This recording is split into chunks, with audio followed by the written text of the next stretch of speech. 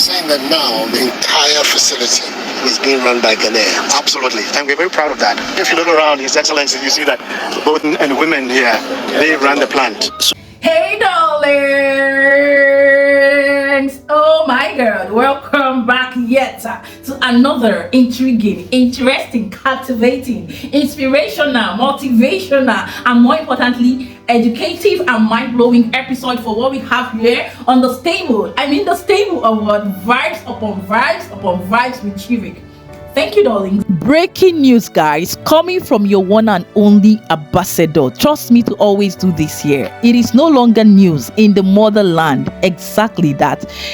What we used to know as they importing gas from other countries such as Nigeria in exchange for money is no longer a thing. It has come to pass. It is now all history. Yes, based on the fact that the country Ghana has taken charge of their gas sector by their locals, like their own citizens, and putting aside, let me not use the word chasing away, putting aside the Chinese company and other related company that has been managing this gas sector in the motherland Ghana. We know that when it comes to Ghana, they are blessed with so many mineral resources. They are blessed with a lot of mineral resources that are too numerous to mention, and that has been a major source of growth, development, and the GDP of the country in general. And yes, they have never relented and will not relent in making adequate sure that everything is put in place, everything is put in check, both financially, economically, name it, and otherwise. They are trying their best to making sure that they do what is expected of them. So guys, in this video, I am definitely going to expose to us in details from one of our brother AS1, who will tell us in details alongside the minister in the motherland, based on how this whole thing is going on, how their gas system is being managed, how it's being run. In fact, if you want to know everything about gas and to be sure and draw your final conclusion if Nigeria still supplies gas to Ghana, this is the video for you. So watch patiently till the end.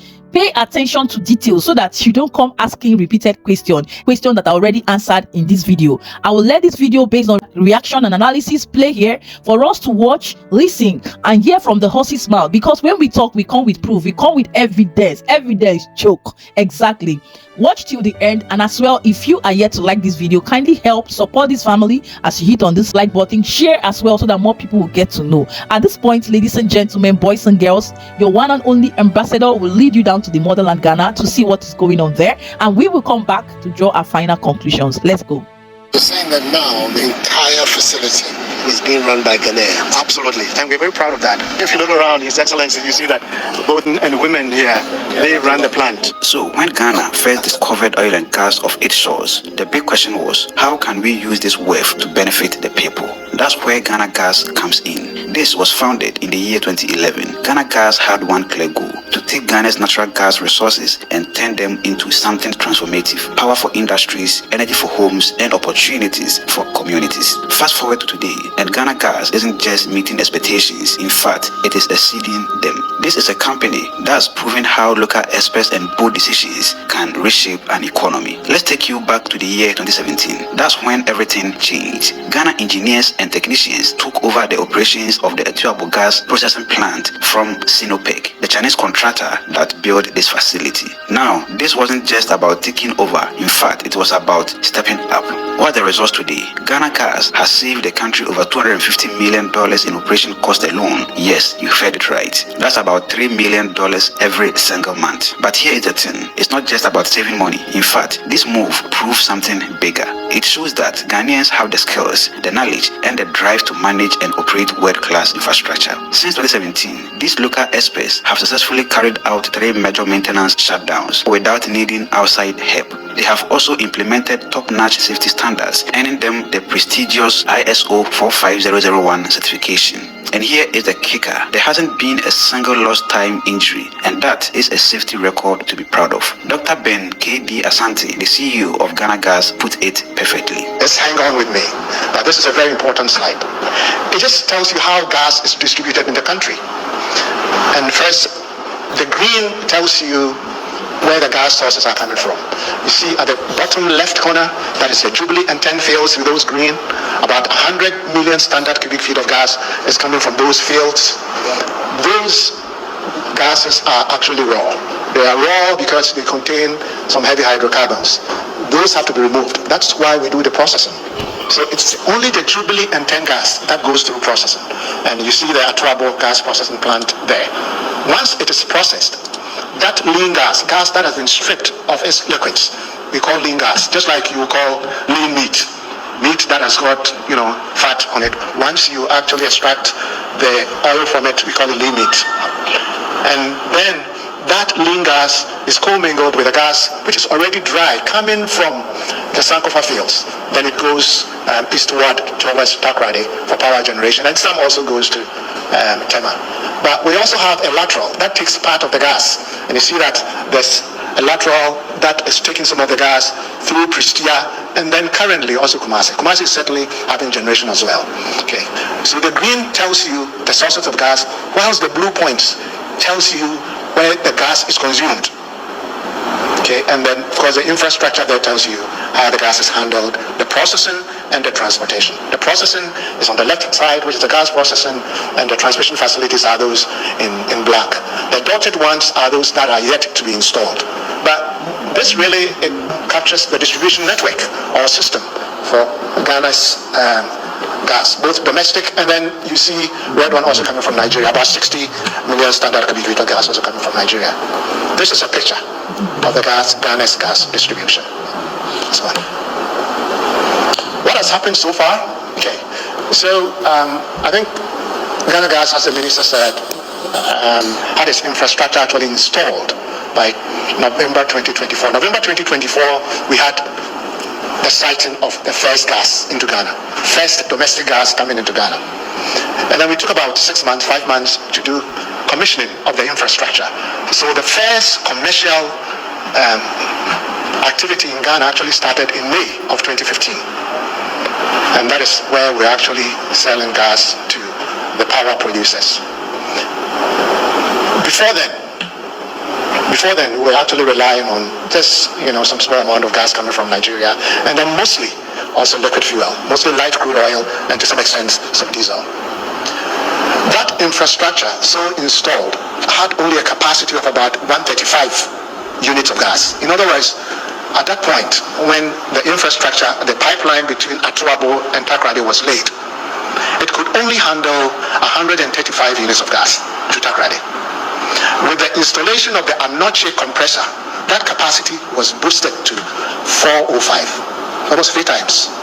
So this was a significant infrastructure that was actually added, I believe, in 2020 to enhance the capacity of the distribution or transmission system, gas transmission system. Very critical infrastructure, tripling the capacity of the gas distribution system. Then you've heard about the car power ship pipeline as well. Car power ship was moved from Tema close to the Takoradi enclave. 450 megawatts of it. It was relying on HFO, this is heavy fuel oil. But with this proximity to the gas infrastructure, we are now able to use gas through the Sikeni regulating and metering facility. 450 megawatts is close about 20% of the total thermal capacity in the country. Also very significant infrastructure that started to break into 2019. This is a good picture. I like this one because it tells you really what Ghana Gas does, even if you've not been there, but I will encourage you to visit our plant. So for the processing of the Jubilee and 10 gas, you see when you take about 100 units of gas, about 94% of it goes for power generation and small non-power applications as well. 6% of it is used for liquid generation. And liquids, we call it natural gas liquids, and these are the LPGs and the condensates and the pentanes. LPGs, you know what it's used for domestic heating. And the condensate also, together with 195, is used to produce premix fuel for outboard motors for our coastal flows. Also a very significant product as well. And Ghana Gas actually, in terms of the LPG, we currently provide about 50% of the LPG coming into the country. The rest certainly is imported. But for the gas, we handle about 85% of the gas that is used for thermal generation. So you see that we are a pretty important outfit when it comes to power generation, and even for non-power applications as well. But we do operations, maintenance, and certainly expansion on as needed basis. Okay.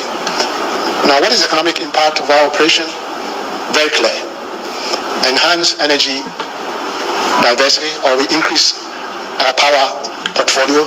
And so instead of just relying on hydro, we now certainly do have gas, and gas has really replaced liquid fuel, and that is quite significant. Cost savings for the fuel substitution. So substituting gas for liquid fuel has significant implications, cost implications. If you take the Tema Enclave, for instance, if you're generating about 100 megawatts of power, if you use liquid fuel, your bill will be close to about $70 million a month. When you use gas, it's about $33 million. So it's less than even half when you use gas instead of liquid fuel. But it doesn't end there. When you use gas, because of its low calorific density as well, you don't have a high atmospheric emission of CO2. Now, globally, we are all transitioning into renewables. We are all trying to minimize the amount of CO2 that we emit into the atmosphere because of the greenhouse impact it has. When you use gas instead of oil, you cut that down by almost half. So it's not just the cost savings, but also the atmospheric responsiveness when you use gas instead of liquid fuel. Job creation, significant. And also it helps, certainly, as I mentioned, with the industrialization effort that we have. We've listed some of the plans that we have for non-power application of gas. This one. So that's the first gate. Summarize it. Power generation, LPG, production, condensate for premix. That is significant. And then we've got the infrastructure that enables all this, to be able to transport the gas from the source to the market, whether it's processing or transportation infrastructure. That's what Ghana Gas does. But we don't just do that. There's also community development, what we call corporate social responsibility. Certainly we want to be good corporate citizens as well.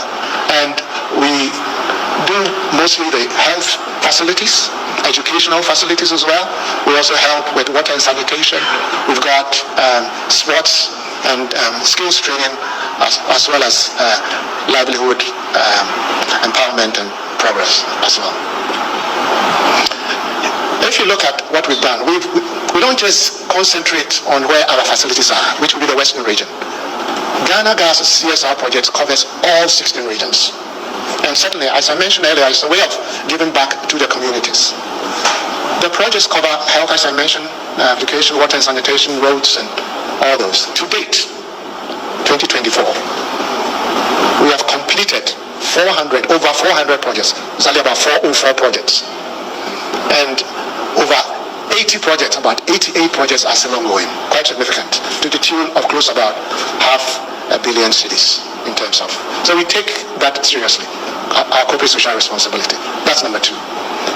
The last pole that we want to look at is the human resource development, or what we call human capacity development. For those of you who know Ghana Gas story, Ghana Gas infrastructure, certainly with the help of the Chinese, was installed in 2014, as I mentioned. And then it was being operated by the Chinese, all of them. I think the biggest issue I had was most of the operating manuals were in Chinese. So it was very difficult for our young engineers, young men and women, engineers and technicians to actually follow along. So we took that bold step, said, no, we want to take our own young engineers, men and women, and train them to operate our infrastructure, to man the control rooms, to go to the processing floors, to be at the storage facilities and handle all those. The utilities, every one of them should be a local, should be a Ghanaian. So that's what we did in April of 2017. 7 years and counting.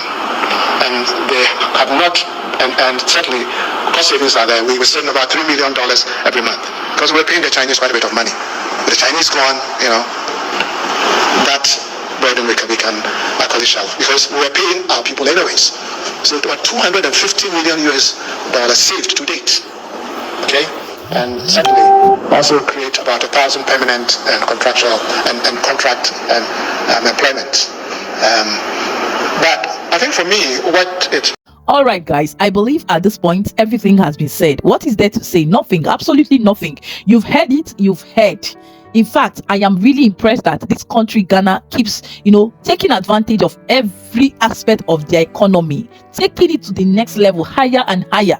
Like they say, and their slogan, forward ever, backward never. So Ghana is a country that is fast rising and leading in the map of West Africa. No, if you doubt it, argue with your ancestors. Coming from your one and only ambassador of the motherland on the stable of Vibes Upon Vibes with Chivik. And yes, guys, I feel like everything has been said. At this point, what are your thoughts, your opinion? Drop them in the comment section if you did listen and understand. Let's have a conversation in the comment section, and I will continue with you from there. Keep this page lively. Let the world know.